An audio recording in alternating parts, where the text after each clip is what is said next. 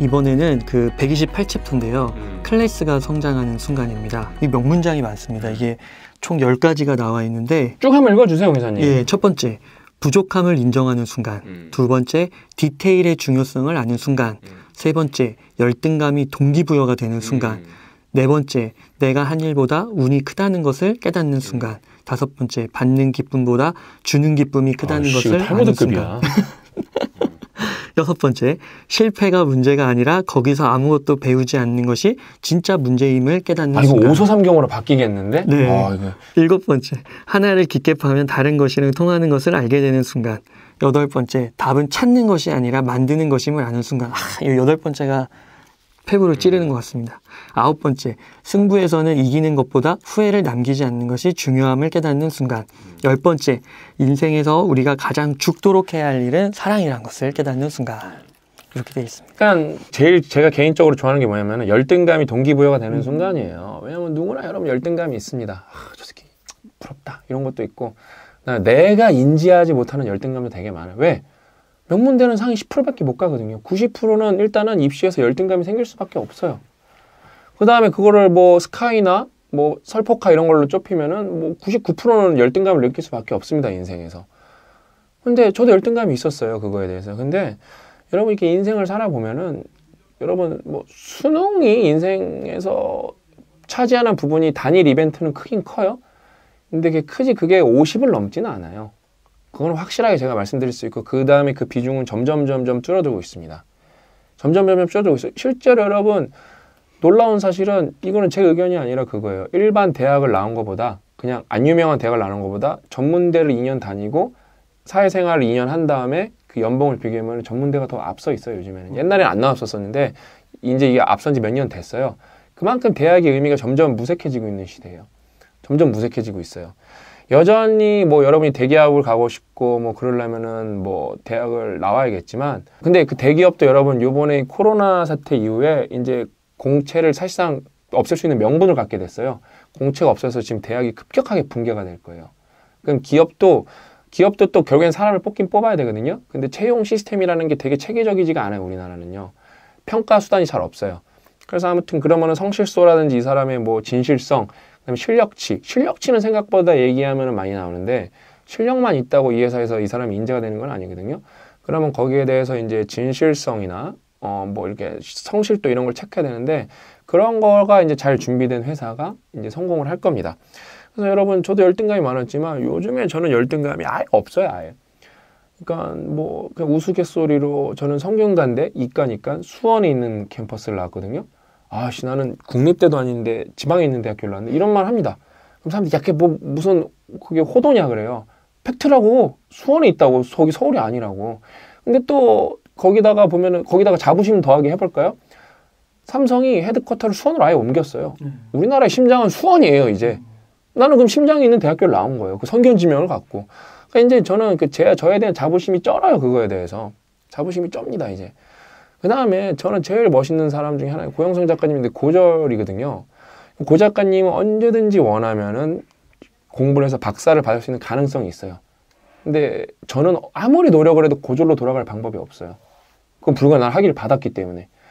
그냥 더 멋있어. 고졸이 막 정말 성공해서 자수성가 막 재벌되고 막 기부 막 1조씩 때리고 이런 더 멋있어. 난 그게 더 멋있는 것 같아. 응? 스토리 텔링이 완전 신데렐라 스토리잖아요. 훨씬 멋있지.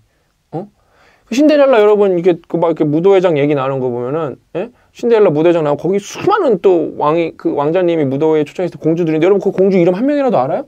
우리가 아는 건 신데렐라밖에 없어. 심지어 계모 언니 여러분 이름도 모를 거예요. 아무튼 여러분 그러니까 나는 결국에 우리는 항상 우리가 동경하는 스토리가 있는데 그것대로 살려고 하지 않아 내가 볼 때. 그냥 편한 엑스트라가 되고 싶어요. 열등감이 잡아먹히는 삶이죠. 그럼요. 네. 열등감이 잡아먹히는 거죠. 그 다음에 이제 4번도 요즘에 제가 좋아하는 거지. 내가 한 일보다 운이 크다는 것을 깨닫는 순간. 오히려 저는 이거를 반성하는 게 아니라 이걸 노리죠. 어디 가면 운이 많이 터질까 그거를 설계를 해놓고 실패의 비용을 감수하는 프레임만 짜는 거예요. 비즈니스 모델을 짤 때 여기 가면 상단이 이만큼 열려 있다. 그래서 저의 친구들 중에 이제 전문직이 많거든요. 변호사, 의사. 거긴 되게 상당히 다친 직업이거든요. 프랜차이즈로 넘어가지 않는 순간. 근데 이게 의료법이 있어서 프랜차이즈도 쉽지가 않아요. 변호사도 이게 프랜차이즈가 쉽지가 않고 결국에는 전문직이기 때문에 자기가 다 뛰어야 돼요. 다 뛰어야 된다는 거는 자기의 그 능력, 회전율이라는 게 정해져 있어요. 변호사가 사건을 혼자서 맡을 수 있는 건 한계가 있는 거예요. 그럼 결국 큰 로펌을 차려야 되는데 그게 또 리더십이 없으면 못 만들어요. 그래서 어떤 비즈니스를 따질 때 상단이 얼만큼 열려있냐 그걸 계산을 하거든요. 상단이 열려있지 않는 거는 이거는 이익을 내려고 안 하고 무료 보완제 수준으로 적자만 안 나면 된다고 가요. 대표적으로 우리가 영업이익을 많이 안 내는 사업이 출판이에요. 출판은 상단이 완전 정해져 있어요. 왜? 점점 쪼그라들고 있고 그 유통사가 가져가는 게 거의 40%이기 때문에 너무 이거는 뭐 나올 군형이 없어요, 돈이. 이거는 그냥 순전히 그냥 무료 보완제 수준, 망하지만 않으면 된다. 그 다음에 이걸로 오히려 이 독자들을 우리가 올바른 책을 제대로 돼서 이 사람을 좀 건강하게 키우면은 결국에 우리가 나중에 좋은 서비스, 유료 서비스를 개발했을 때 이 사람들이 최대 사용자가 될 것이다. 그 믿음이 있기 때문에 적자만 안 내고 저희도 아마존이랑 똑같아. 고객 우선주의로 가는 거예요. 저희는 고객 우선주의가 아니라 진실 중심주의. 언제나 진실은 승리한다요. 아, 진짜 중요한 그렇죠. 그래서 뭐 이게 옛날에는 이게 운에 방점을 찍어갖고 운에서 얻은 거를 크다는 걸 인지하고 겸손하자 이런 프레임이었다면 요즘에는 운이 큰 곳이 어디 있나를 찾는 거죠. 그러니까 말씀 들으니까 그 아마존이 출판으로 시작해가지고 진짜 모든 걸 다 팔잖아요. 뭐 지금 뭐 AI도 꽉 잡고 있는데. 그래가지고 클라우드까지. 그러니까 그게 어떻게 보면은 진짜 산업을 넘나들면서 말씀하신 대로 그 상한이 뚫려 있는 곳을 개척한 게 아닌가. 그러기 위해서 또 얼마나 공부했을까. 그럼 내가 우리 직원들 아마존 책 많이 읽으라고 하잖아요. 옹선이 아마존 웨이 들고 달궈봤잖아요. 피통 싸요. 그러니까 나는 아마존에서 우리나라가 benchmarking 해야 돼. 정말 할 수 있는 것 중에 사람들이 구글 OKR만 benchmarking 하는데 나는 그 아마존이 구글 OK 봐서 좋은 게 6페이지 리포트가 훨씬 좋다고 해요. 그러니까 걔네는 PPT 같은 게 없어요. 모든 회의가 할 때 왜냐면 거기는 워낙 큰 데기 때문에 회의가 되게 중요해요. 6쪽으로 이루어진 서술형 레포트를 읽고 들어와요. 그거를 그 다음에 읽고 하는 게 아니라 회사 시작하기 전에 30분까지인가 그걸 레포트를 읽어야 돼요. 그래 놓고 모두가 참여를 하는 거예요. 그게 되게 왜냐면 저 삼성에서 회의할 때 그냥 PPT 아무 생각 없이 가서 PPT 바라보거든요. 그냥 다 졸아요. 그렇게 와갖고. 아마존에서는 상상도 못할 일이에요. 내가 읽은 거에 따르면은. 선생님 또 뭐 어떤 얘기 하고 싶어요?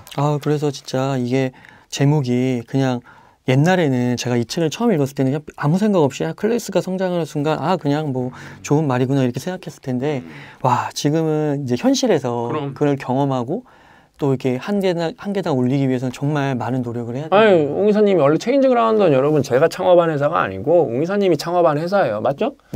옹 이사님이 창업한 회사고 저는 그냥 아무것도 없었어요. 의장일 때도 주식이 없었죠.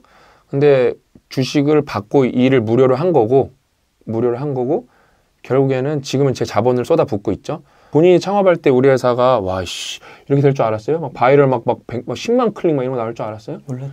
몰랐죠. 네. 그다음에 웅 이사님이 페이스북 조금 할 때는 그때 페이스북 유기적 도달이 높아갖고 전적으로 유기적에 의존해야 될 텐데 우리는 이제 광고를 집행할 수 있잖아요. 광고를 집행하면 이 정도 실력치로 여기까지 마칠 수 있다는 걸 알았어요, 몰랐어요? 몰랐죠. 상상도 못했죠.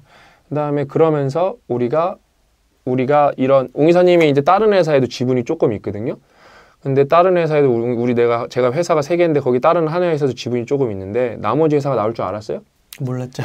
그 다음에 제가 옹 이사님 처음 만났을 때 내가 나중에 막 프레젠톡 같은 거 개발하고 그 다음에 지금 영어 쓰기 첨삭 플랫폼이 어느 정도 개발이 끝나 있어요. 지금 베타가 나올 거예요. 지금 빅보카 플랫폼도 개발하고 있어요. 예? 나는 그러니까 저한테 사람들이 욕했다니까요. 빅보카 예문이 없어서 쓰레기 못 난다니까. 그 책을 10권이라니까. 지금 우리가 한 게 지금 번역가를 써서 번역을 해야 될 정도예요. 예? 그 다음 우리가 앞으로 이걸 계속 업데이트할 거여서 거의 책 30-40권 분량이 될 거예요. 근데 그거는 하드카피로는 한계가 명확한 건데 난 사람들이 나보고 뭐라 그럴 때 신경 쓰지 않았어요. 어차피 빅보카 앱으로 예문을 만들어 줬고 응? 그 다음에 내가 빅보카 앱을 만들면서 이게 43,000명이 푼 걸 보니까 데이터가 이렇게 기하급수적으로 떨어지는구나. 그러면서 난 거기서 이정표 효과까지 나온 거 보면 대단해. 이정표 효과라는 게 뭐냐면 레벨 10까지 이악 물고 도전하는 사람이 있었고 20까지 데이터가 완벽해 우리가 알고 있는 거랑. 그러면서 이 영어 학습 시장에서 이만큼의 데이터를 갖고 있는 사람 나도 그거 가질 줄 몰랐어요. 나는 그냥 사람들이 예문이 필요하니까 앱으로 만들어주자. 퀴즈도 이왕이면 할 수 있게 해주자. 우리가 빅보카 플랫폼 나오면은 거기에 뭐가 있냐면은 일단은 몇 분포에 따라서 쭉 나와요. 이게 얼마나 잔인하냐면 외국인도 모르는 단어가 있어요. 그 외국인들이 그래요. 이 단어 자기 본 적이 없다고. CNN에 나와서 제가 캡처해서 보내줘요. CNN이 이렇게 많이 쓰는데 기사가 몇백 개가 있는데 거기 검색해서 나오는 것만.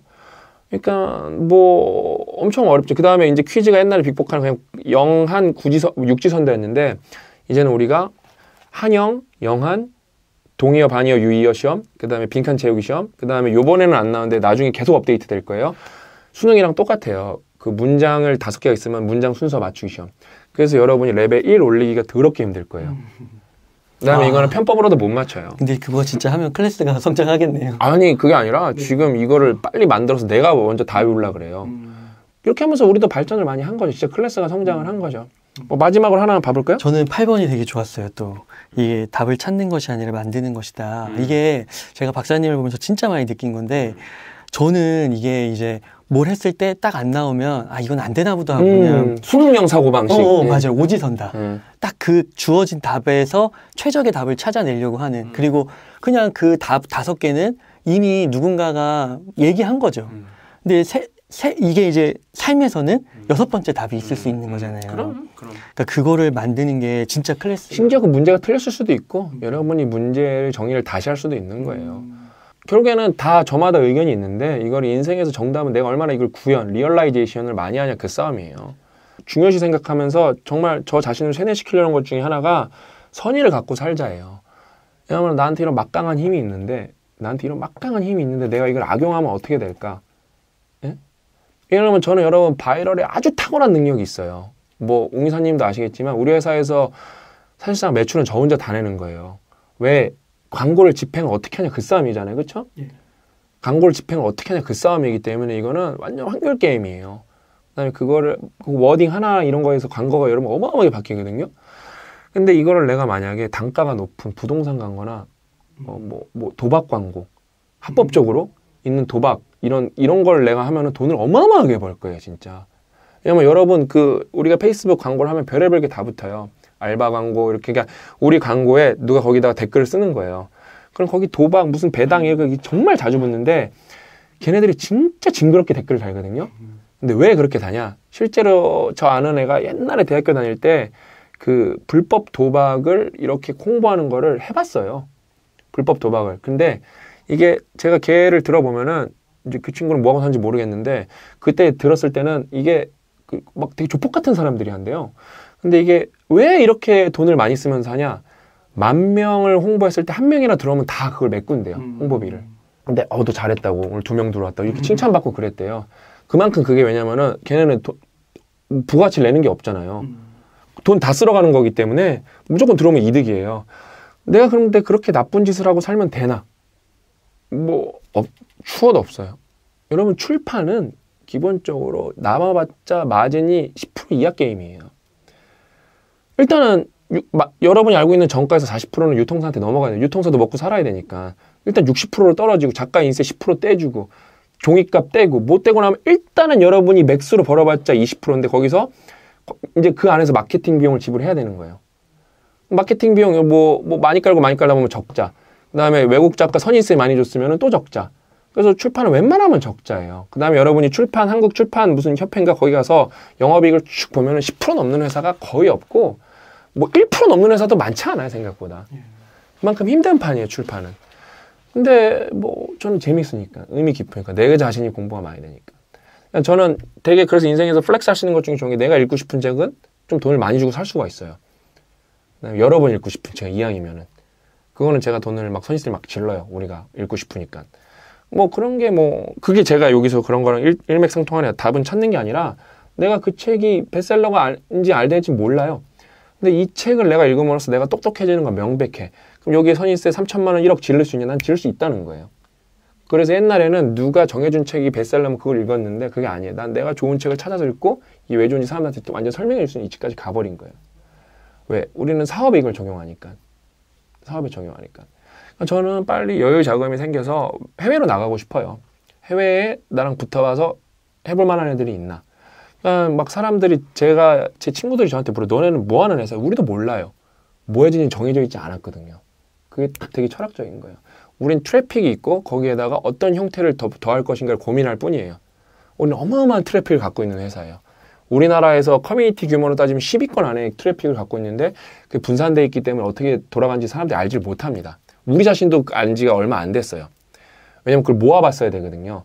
모아보니까 뭐 DAU, MAU가 어마어마하죠. 이거는 나중에 제가 졸꾸러기 대상으로만 이 트래픽을 다 공개할 거예요. 그래서 우리가 어떤 사업을 하고 여러분들이 어떤 비즈니스 모델이 있으면 우리랑 합칠 수 있는지 그거에 대해서 제가 완전히 다 공개를 할 건데 이거는 온라인으로는 공개하진 않을 겁니다.